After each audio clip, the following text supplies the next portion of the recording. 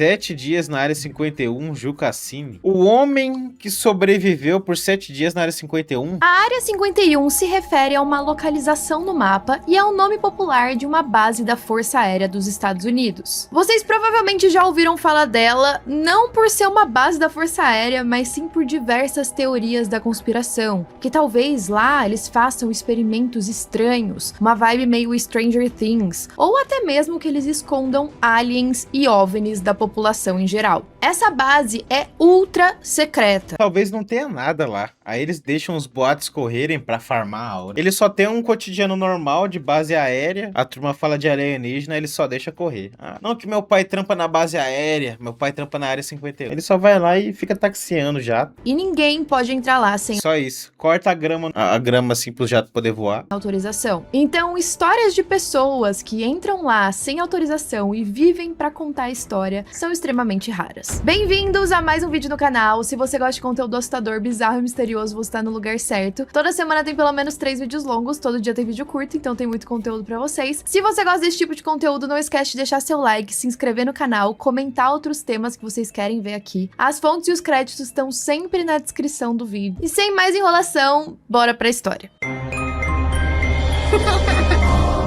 Só falando da área 51 pra tirar a atenção da área 67. 20 mais 20 mais 20. Mas e a área 67? Como é que é? E a área 24? E a área 69? Fica mais ou menos na localização do Lago Groom, que é um lago bem seco no deserto e fica a cerca de 135 quilômetros Talvez eles já estejam trabalhando na área 52, enquanto a turma tá pensando na área 51. ao norte de lá. É simples assim. Sabe o que eu faria? Eu criaria a área 52. Aí, aonde a atenção das pessoas estiverem, eu vou estar no outro, entendeu? Ah, tá todo mundo suspeitando da área 51. Manda tudo para a área 52. Tá todo mundo suspeitando da área 52. Manda tudo para a 51. Já era. Ou criava até a área 53. Só pra turma pensar que tem uma área real e uma fake. Quando na verdade tem duas fake.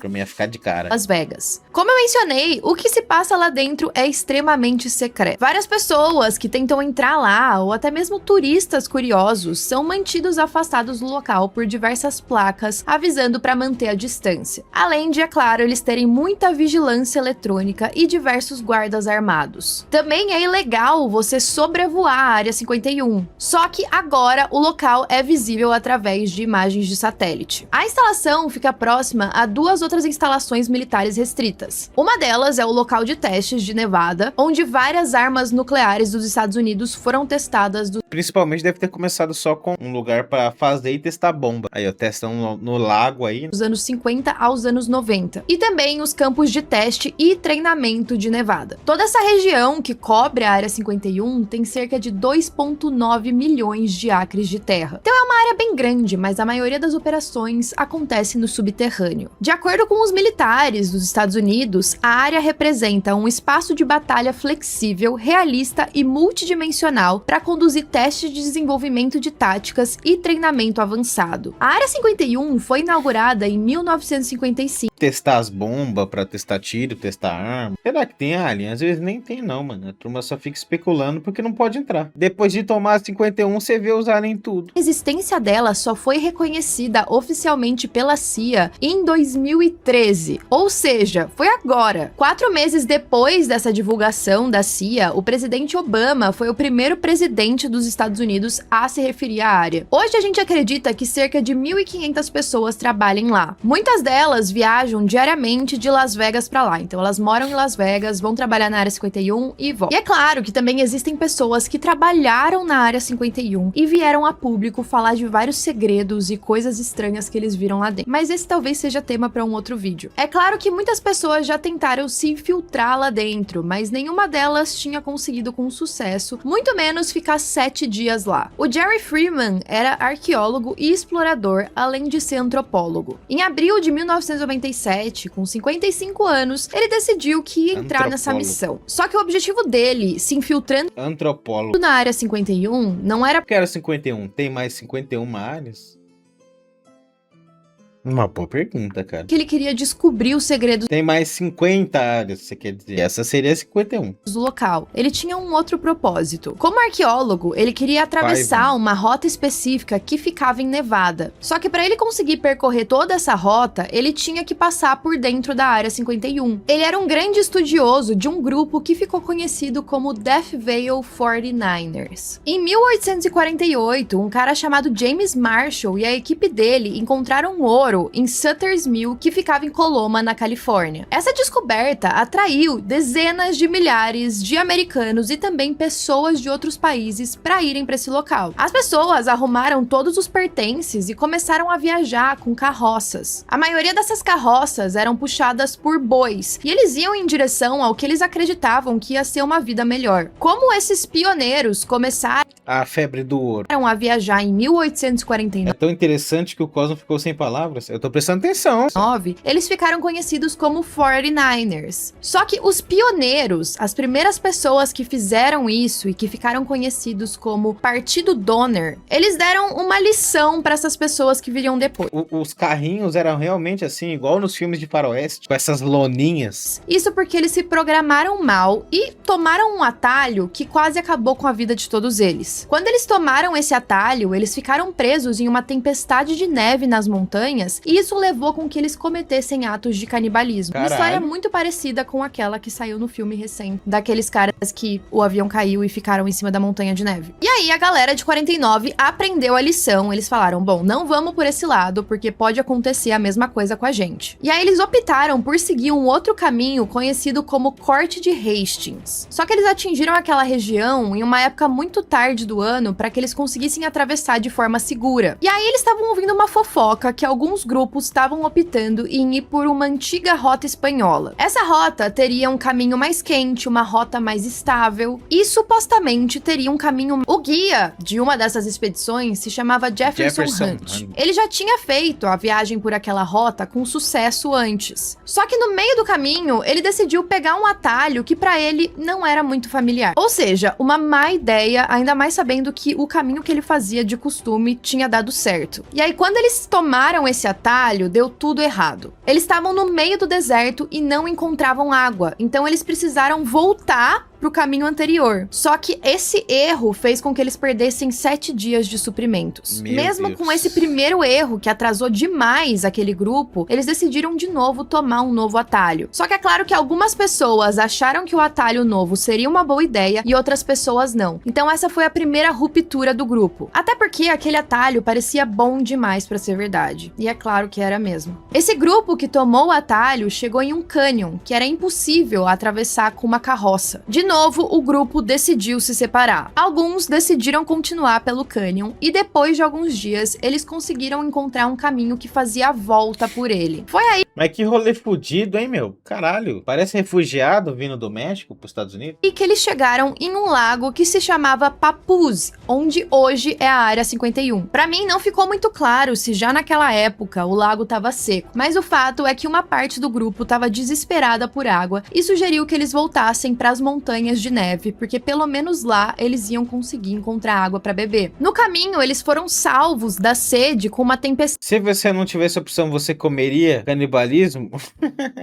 Cara, eu acho que qualquer um diria que não comeria carne humana, mas no momento decisivo, talvez você comesse pra sobreviver. Eu acho que qualquer ser humano, à beira da morte, querendo viver, comeria carne humana. Eu acho que qualquer ser humano faria isso. Porque ninguém quer morrer. Os dois grupos que tinham se separado por último, eventualmente acabaram se encontrando de novo. Isso aconteceu no Natal de 49, e já fazia 2 meses que esses grupos estavam viajando. As carroças já estavam em mau estado e os bois estavam muito fracos. E é claro que todo mundo já estava muito cansado e desanimado. Então muitos deixaram as carroças para trás, para seguir a pé. Tiveram 2 homens também que se ofereceram em continuar a pé para tentar buscar ajuda para o restante que tinha ficado. E eles até conseguiram encontrar alguns cavalos, uma mula e um pouquinho mais de suprimento. Só que eles demoraram demais para voltar. Quando eles voltaram, o grupo estava muito pior do que quando eles tinham os deixado. Eventualmente, o grupo foi resgatado. E aí um dos sobreviventes teria dito: "Adeus, Vale da Morte". E foi por conta disso que a localização ganhou esse nome. O Freeman queria fazer o mesmo caminho que os 49ers. E no diário de um desses pioneiros, ele tinha dito que o grupo fez cerca de 7 inscrições ao longo do caminho. As inscrições foram feitas para marcar o local onde eles estavam passando. O Freeman já tinha encontrado todas as 6 outras inscrições, mas ele queria encontrar a 7ª. Essa inscrição estaria localizada no cânion chamado Nie. Ele também queria ver esse lago seco, onde todos eles teriam acampado uma última vez como grupo. E para conseguir se guiar, o Freeman tinha fotos antigas de cada uma dessas inscrições. Durante diversos anos, ele pediu para a Força Aérea liberar acesso para ele conseguir encontrar esse marco. Só que eles não permitiram nem que ele tivesse acesso limitado. Durante algum tempo, ele permaneceu bem paciente e calmo. Ele esperava que em algum momento, algum comandante... Eu comeria eu mesmo. Você cortaria um pezinho pra comer? Cortaria um pedaço da coxa? Você não perde a perna, né? Mas dá pra você pegar um pedaço da coxa. Aí a coxa vai ficar menor, mas dá pra você sobreviver com a perna. A gente te leva. Mas isso nunca aconteceu. Então ele tinha 2 alternativas. Esquecer esse sonho da vida dele ou entrar escondido na Área 51 e procurar por conta própria. É claro que ele optou pra segunda opção. Só que o Freeman também foi bem esperto. Antes dele começar... Mr. Freeman? Dr. Freeman? Hello, Dr. Freeman. Do Half-Life. Expedição, ele entrou em contato com um veículo de notícias chamado Las Vegas Sun. Ele queria que algum veículo oficial acompanhasse o que ele ia fazer caso algo acontecesse com ele. Então, caso algo acontecesse, alguém ia saber onde ele estava. Ele também precisava garantir que alguém ia procurar ele e tentar resgatá-lo caso ele não voltasse. Caso ele morresse. A primeira entrada pro Las Vegas Sun que o Freeman enviou aconteceu no dia Dr. Freeman? 22 de abril de 97. Ele disse algo como o seguinte: eu fiquei sozinho perto da barricada de metal enferrujada que Interessante, né? Dr. Freeman. Será que o Half-Life foi inspirado nesse cara? marca o fim das terras públicas. 1 hora antes, vi o carro do meu irmão desaparecer. Um parênteses aqui, quem levou o Freeman até a região da Área 51 foi o irmão dele. O anoitecer estava próximo, e as luzes do carro tão perto da fronteira não foi algo sensato. Eu me convenci de que só estava esperando a lua chegar antes de começar a jornada, quando na verdade eu estava com medo. Finalmente, respirando fundo, atravessei a barreira e entrei na zona proibida. O Freeman também levou um celular com ele o tempo todo, porque caso ele fosse preso, ele conseguiria... É isso, a Área 51 é só uma gradezinha que tem no hospital público. É o ZT impedindo seu conhecimento, Cosma, lá. É ele. A localização dele e também as circunstâncias. Ele também sempre falou que ele não ia fugir ou resistir a qualquer tipo de detenção. Mas ele também prometeu deixar mensagens decodificadas sobre o paradeiro dele. Então, vez ou outra, quando ele conseguia sinal, ele mandava alguma mensagem pra avisar se ele tava bem. E é claro que ele tinha que confiar muito na galera do Las Vegas Sun, porque eles estavam a basicamente uma ligação de distância em fazer com que ele fosse preso. A primeira missão do Freeman, assim que ele entrou na base, no meio do deserto, era encontrar uma fonte de água, porque ele sabia que em algum momento ele ia ficar sem. E ele estava viajando com algumas trocas de roupa, também alguns equipamentos para conseguir cozinhar, um pouco de água e também equipamentos para montar acampamento. Ao pesquisar a área, ele sabia que ele precisava subir uma montanha que se chamava Skull, porque logo atrás dela teria uma fonte de água. Então ele fez isso, mas assim que ele escalou, ele se deparou com um local muito assustador. De acordo com ele, ele viu uma instalação estranha e misteriosa, diferente de qualquer coisa que ele já tinha visto antes. Ele chamou o local de Cidade dos Mortos, porque parecia estar abandonado, e ele só conseguia ver algumas estruturas de aspecto bizarro e vários trailers, carros grandes passando por aí. Também tinham muitos guardas armados. E aí ele pensou que a melhor maneira de atravessar aquele local... Será que não é área de teste? Uns carros estourados, umas cidades estouradas por bomba, devem construir às vezes uma cidade de cenário para usar as arminhas deles. Ou seria à noite, que talvez tivesse menos segurança. Então ele... Eu acho que é os Greys. Vocês acham que é os Greys ou os reptilianos? Tentou dormir ao longo do dia, coberto de algumas folhagens, e foi acordado pelo barulho de helicópteros. Nessa hora, ele considerou voltar atrás, mas aquele era o caminho mais rápido que ele poderia fazer, seguir em linha reta. O problema é que ele ainda não tinha encontrado água. Em outra entrada do diário, ele escreveu... Ele vestidinho de moita, né? Igual aquela turma que faz as pegadinhas. Ele na área 51 vestido de moita. Ninguém me vê. Se parar pra pensar, eu acho que não tem alienígena lá não, mano. Um maluco entra lá com uma roupinha de moita e ninguém vê? Seguinte, o que seria uma caminhada de Ou sempre viram ele? 45 minutos Uma se cidade teste. Eu também acho. tornou um suspense de parar o coração que durou 5 horas. Eu me senti como um ator ruim em um filme de fuga da prisão. Guardas armados estavam Eu acho que não tem alien não, mano. Eu acho que é só uma cidade teste mesmo. Pra usar as armas. Moveram pra área 50. Moveram pra área 67. Os alienígenas tá tudo na área 69.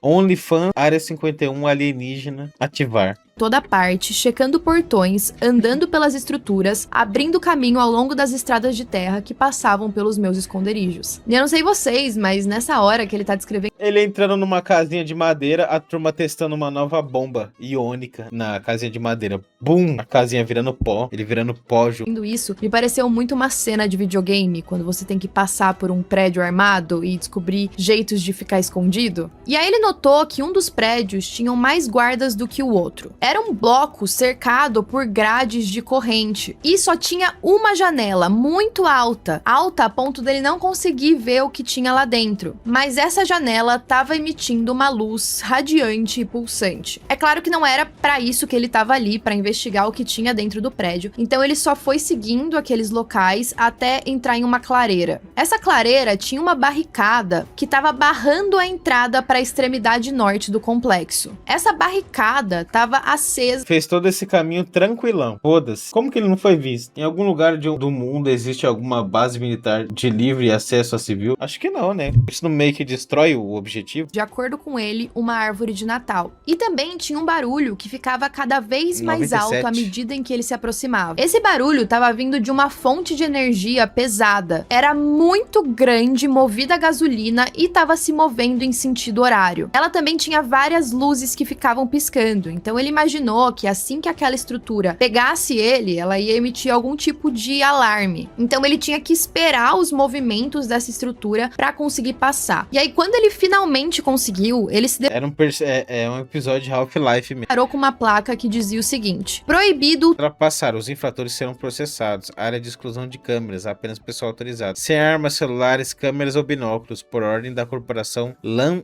LL. LAN LL? ultrapassar. Os infratores serão processados. Área de exclusão de câmeras, apenas pessoal autorizado, sem armas, celulares, câmeras ou binóculos. Por ordem da corporação LANLL. Essa corporação é, na verdade, o Los Alamos National Laboratory, mais conhecido por ter tido um papel central na elaboração do projeto da bomba atômica. E hoje é uma das Tá vendo? É só uma área de teste. Eu acho que é só isso, mano. Não tem alienígena, não. Senão já tinham encontrado. Acho que o maior hacker da história, o mais pica, ele invadiu o sistema da Área 51. E ele disse que não encontrou nada. E ele tava afim de encontrar isso. E o cara, tipo, tinha síndrome de Asperger num nível mais alto. Até então, pelo menos acho que é o maior hacker de todos, né? É o que invadiu a Área 51. Ele falou que ele procurou e não encontrou nada. Então eu acho que realmente não tem nada não, gente. É só uma área de teste mesmo, sabe? Pra testar armas ultramodernas. maiores e mais avançadas instituições científicas do mundo. Durante o projeto Manhattan, o Los Alamos hospedou milhares de funcionários, incluindo vários cientistas que ganharam um prêmio Nobel. A localização desse local era ultramente secreta. O único endereço que tinha para correspondência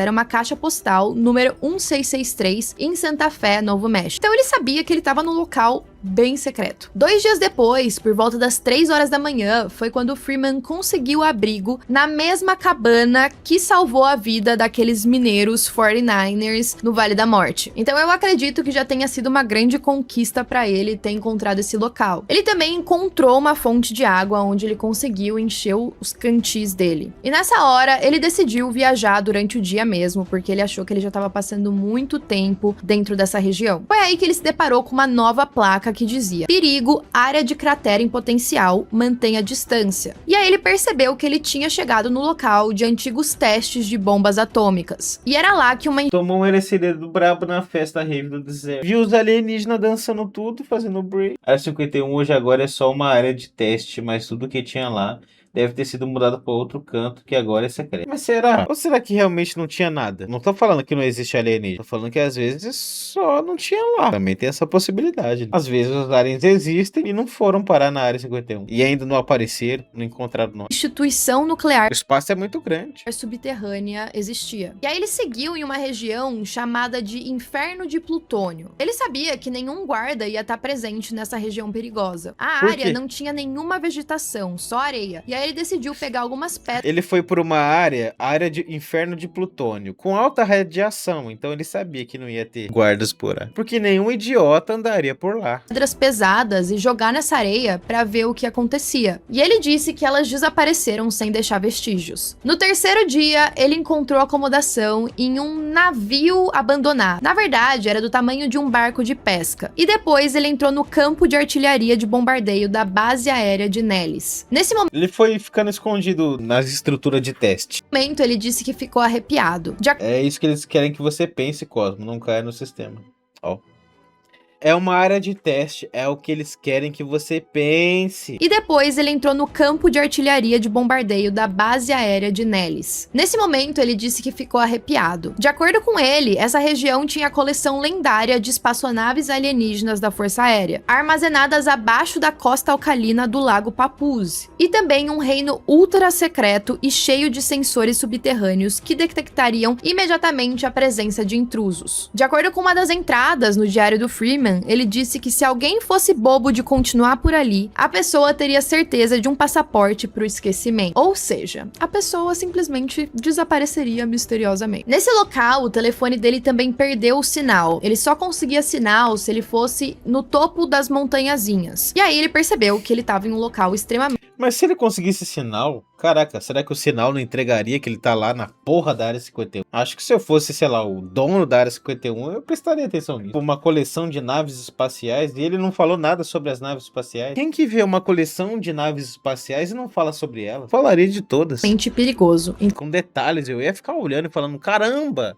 Olha isso, olha aquilo. Porra de uma nave espacial. Então ele aproveitou para mandar uma mensagem pro irmão. Ele também conseguiu falar com a esposa, disse Acho que é fake, hein? Acho que ele criou essa história pra vender livro. Farma aura e vender livro. pra ela que a amava. E ele também avisou que ele tava bem. E foi no dia seguinte que ele encontrou o local daquele antigo lago que hoje tava seco. Era ali também que tinha o cânion que teria a 7ª inscrição. Só que conforme ele olhava para aquele cânion, ele percebeu que encontrar a inscrição ali era como procurar uma agulha em um palheiro. Imagina você ficar olhando para a parede do cânion tentando encontrar o local exato de onde eles tinham deixado uma inscrição. Além disso, ele tava com Loucura. pouquíssima água. Se ele tivesse com mais, ele conseguiria ficar mais um dia. Mas ele sabia que aquele era o momento de começar a viagem da volta. Até porque seria uma longa viagem. Apesar de estar decepcionado de não encontrar a inscrição, a viagem não tinha sido em vão. Ele encontrou no chão a ferradura antiga de um boi. E pra ele, até onde ele tinha pesquisado, Filho da puta entrou lá, viu nave espacial e não podia levar a porra de uma máquina. Que desgraçado entra na área 51, não leva uma máquina. 49 Uma máquina pra tirar foto. Filha da puta. É um mentiroso, é isso aí, é tudo mentira. A gente tá lendo História pra Boi Dormir. É isso aí, Isabel. Quem que vê a porra de uma nave espacial e não descreve? O cara fez toda essa viagem e não gravou porra nenhuma. Ele não falou nem dos detalhes da nave espacial. Gente, eu vi uma coleção de naves espaciais. E os detalhes? Nenhum.